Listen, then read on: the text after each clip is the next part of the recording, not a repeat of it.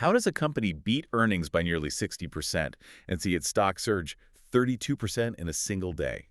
Well, by rewriting the rules of the hardware game completely, I mean, it is just wild. Welcome. Thank you for coming to watch the video. This is the latest installment of our consistent series, Earnings Decoded, where we translate the numbers moving the markets into plain English. Yeah, today we are doing a deep dive into Dell's staggering Q1 fiscal year 2027 blowout, and you really need to hear these numbers. Right. I mean, revenue hit $43.8 billion. Yeah. That is up 88%. Uh-huh.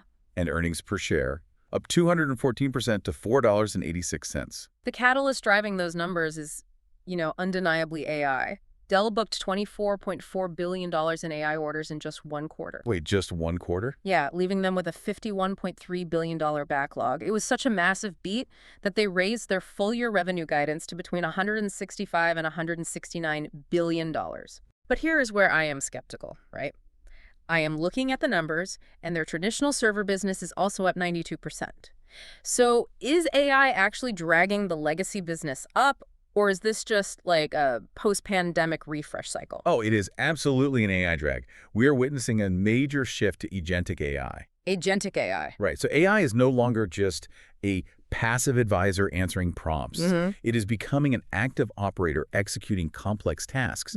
Think of the GPU as this massive, hyper-focused brain doing complex math. Okay. But it needs a central nervous system, the traditional CPU scaffolding, to actually move its hands, pull the data, and execute the physical tasks. That is forcing a complete infrastructure modernization. That central nervous system analogy makes perfect sense, actually. Right before we jump into the highly anticipated Analyst Q&A session to see how Wall Street reacted, please click like, share the video, subscribe, and stay tuned. So let's look at those analyst reactions, which really boiled down to demand, supply, and the hidden winners.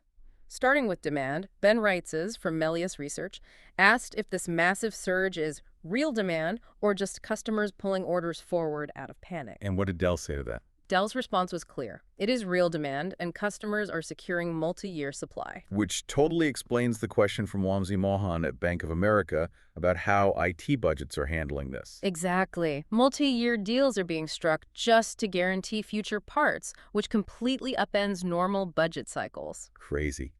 But Catherine Murphy at Goldman Sachs asked about the source of their $10 billion bump in AI guidance. Is that just a few massive tech giants buying everything? Actually, no. Dell pointed out that their customer base has grown past 5,000. Oh, wow. Yeah, and when Eric Woodring from Morgan Stanley questioned the long-term sustainability of this momentum, Dell explained that agentic AI changes everything. By turning AI into an independent operator, it guarantees a long-term need for that dedicated CPU scaffolding we just talked about. So we know the demand is very real. But what happens when you hit a physical wall? Amit Daridani at Evercore questioned why the second-half guidance seems so conservative compared to this blowout Q1.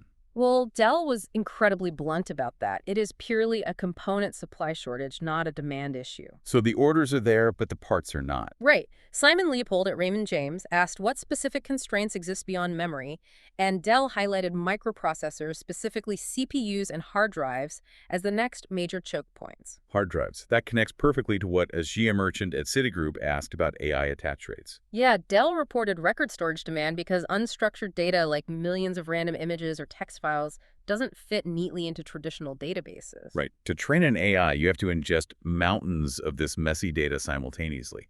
So you need incredibly fast, high-performance storage pipes so the GPUs don't sit idle. Spot on. And that need for power is why Mark Newman at Bernstein found absolute unit growth across PCs and servers, plus higher content density, meaning more memory and processing power packed into every single unit.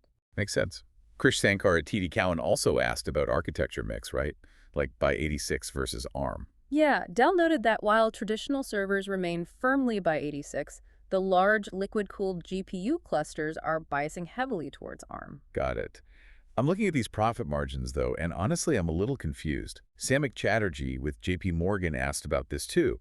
If all the money is pouring into AI, how on earth are their traditional non-AI profit margins actually going up? It comes down to strong demand for Dell's proprietary IP storage and just massive operational scale.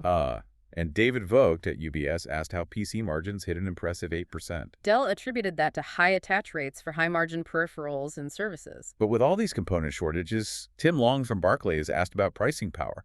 Aren't parts getting wildly expensive? Yes. Severe inflation across components is forcing Dell to reprice their offerings almost daily, but their strict pricing discipline is protecting those margins. Wow. So, if we synthesize all of this, the main theme is super clear. AI is expanding the entire IT ecosystem at an unprecedented rate, but physical supply chains are the absolute ceiling on how fast this revolution can scale. Could not have said it better myself. Thank you for coming to watch the video. Please click like, share the video, subscribe, and stay tuned for upcoming content if you like the video. And we will leave you with this provocative thought to chew on. If agentic AI is moving from a passive advisor to an independent operator, what happens when it starts optimizing the very supply chains that are currently constraining its own hardware growth?